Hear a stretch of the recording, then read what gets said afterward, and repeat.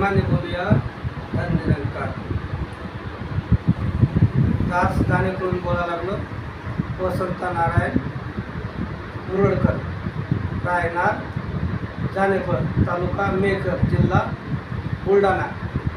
दासनं 25 वर्ष आले. 25 वर्ष झाले ज्ञान घेतलं.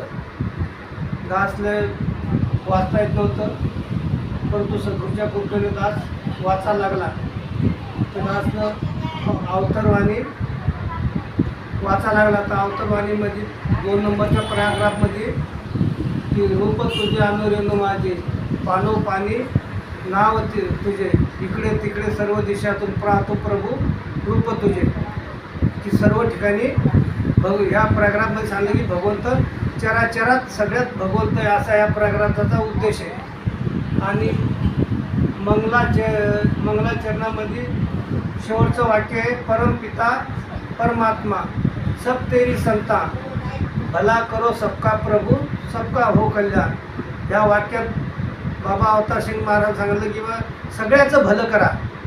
की नुसतं माणसाचंच नाही, ते सगळ्याचं भलं, सगळ्याचं परमपिता परमात्मा एक आहे. किडा मुंगी सगळे प्राणी, कोंबडी बकरं सगळं भगवंताचे लेकरं आहे. हे याच्यात सांगितलं. मग सत्संगाची जे आणि तिसरा पर्यंत सांगते कि किसी के खान पान पर आपत्ती नहीं करना, किसी के खान पान पर आपत्ती नहीं करना. म्हणून दासले हे प्रण खटकला की कोणाच्या खाण्यापिण्यात टेपऱ्या करू नका.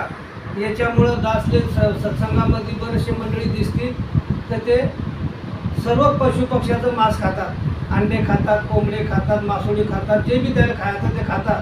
आणि तसं त्याने म्हणलं की दासनं जर म्हणलं की काहून खातात तर ते म्हणतात बा तिसरा पर्यंतमध्ये किसी के खानपान आपत्ती नाही करणार. परंतु संत मताप्रमाणे, ब्रह्मज्ञानी संत मताप्रमाणे हा पशुपक्ष्याचा मांस खाणं हे योग्य नाही. म्हणून त्याच्यात संत कबीर सांगतात की जहा दया वहा धर्म आहे, जहा लोभ वहा पाप. मग संत कबीर सुद्धा सांगतात की पशु हिंसा, पशु हत्या करू नका. भगवद्गीता सुद्धा सांगते की सात्विक आहार, राजस आहार आणि तामसी आहार. संत हे सात्विक आहार खातात. तर सात्विक आहार म्हणजे जे जमिनीतून निघते आणि स्वतःच्या कमाईचा हे सात्विक आहार म्हणतात. हा सात्विक आहार संत करतात. पण इकडं म्हणतात की किसी के खानपान पर आपत्ती नाही करणार. खाणं पिणं म्हणतात शरीरा करताय. त्यात म्हणतात किंवा ज्ञान देत आहे, सांगतात की खाणं पाणं शरीरा करताय. आत्मा खाती पिती नाही. आत्मा खाती पिती नाही तर माणूस मेल्यानंतर खात नाही. जिवंत आहे तेव्हाच खाते. मग मेला तर तो एक थेंब बी घेत नाही. पण इकडं काय ज्ञान देतात की आत्मा खाती पिती नाही. आत्मा खाती पिती तर माणूस मेल्यावर खात नाही. जो लोक आत्मा आहे, जीव आत्मा आहे शरीरात, तर लोक खाते. मग हे इथं जास्त हे पटत नाही की हे कसं करतात. आणि इकडं सांगतात की एक आत्मा सर्व घटी एक सांग्या अवतारी बाबा निरंकारी. की आत्मा सर्व घटी एक आहे. कोणाला बी सुख द्या, कोणाला बी कोण्या प्राण्याने भक्ती, ब्रह्मज्ञानाची भक्ती म्हणजे कोण्याही प्राण्याची सुख देणे, कोणाला दुःख न देणे. मग आता पशुपक्ष्याचं मांस खाणे, पशुपक्षी कापल्यानंतर त्याला गुदगुल्या होतात का? पशुपक्षी कापल्यानंतर त्याला दुःख होते का नाही? मग ते दुःख दासला कळत नाही. आणि असे मांस खाऊन सन्यास गादीवर बसून ज्ञान सांगतात तर दासले काही हे पटत नाही. म्हणून सत्संगाची की याच्यावर काय खरं काय असेल हे दासला समजावून सांगा. आणि याच्यात बऱ्याचशा संतांनी सांगितलं की परहित सरित धर्म नाही, परपीडा सम नाही आत्माई. की दुसऱ्याचं हित करणं हीच भक्ती आहे. दुसऱ्याने दुःख देणं हे पाप आहे, हे संत सांगतात.